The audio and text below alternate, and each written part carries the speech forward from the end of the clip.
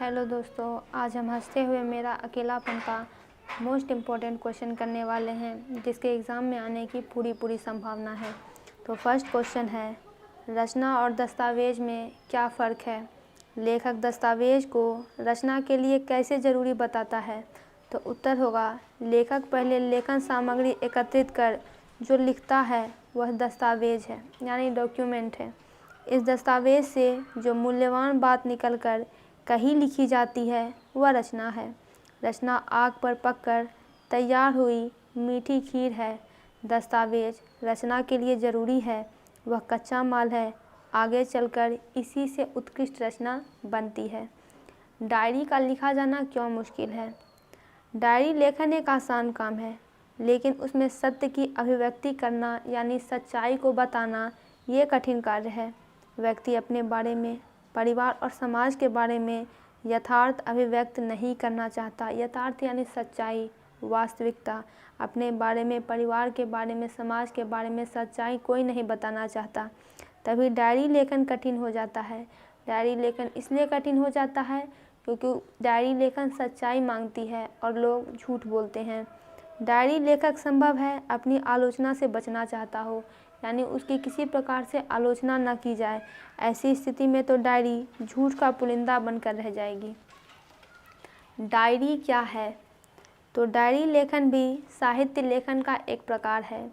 ईमानदार लेखकों के लिए यह क्षेत्र एक दहकता हुआ जंगल है।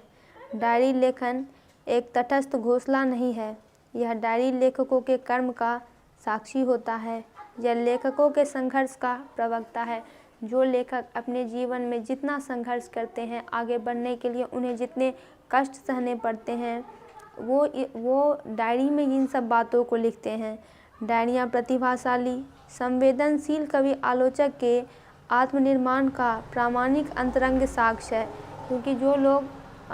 क्योंकि कुछ लोग अपनी लगभग सभी बातों को डायरी में लिखते हैं, तो ये एक प्रूफ है उनका कि उन्होंने कैसे संघर्ष किया, वो आगे बढ़े। डायरी लेखक को खुला, ईमानदार और विचारशील होना चाहिए, यानी उसे कोई बात छिपानी नहीं चाहिए। सच्चाई जो है उसे बतानी चाहिए। धरती का क्षण से क्या आशय है, यानी इसका क्या मतलब है? तो यहाँ धरती का क्षण का तात्पर्य है यथार्थ घटना, वास्तविक घटना, सच्ची घटना जो इस धरती पर घट रही है।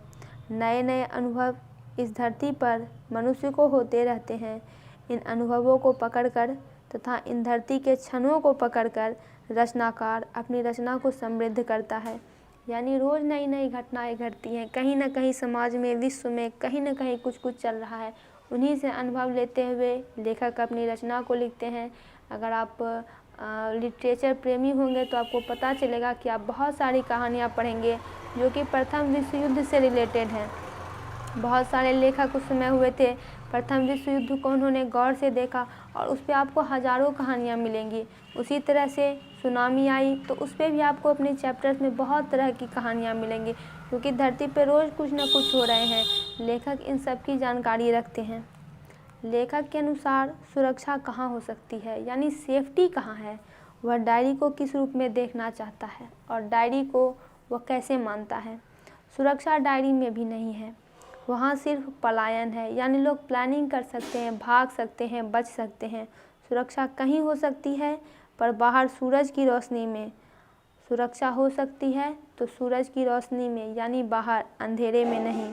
अंधेरे में सिर्फ छिपा जा सकता है, अंधेरे में लोग सिर्फ बचने के लिए छिपते हैं।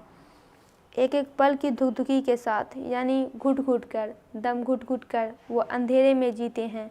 सुरक्षा चुनौती को झेलने में ही है। जो चुनौती है, मनुष्य उससे बचना चाहता है, इसीलिए वो पलायन करना चाहता है। बात बात पे प्लानिंग करता है, ऐसे बच जाएंगे, वैसे बच जाएंगे।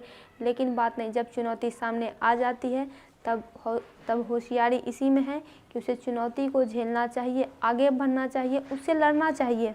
लड़ने में, पिसने में और खटने में और लगातार संघर्ष करते रहना चाहिए, ताकि हम इस चुनौती को झेल कर आगे बढ़ सकें, जीवन में आगे बढ़ सकें और कुछ कर सकें।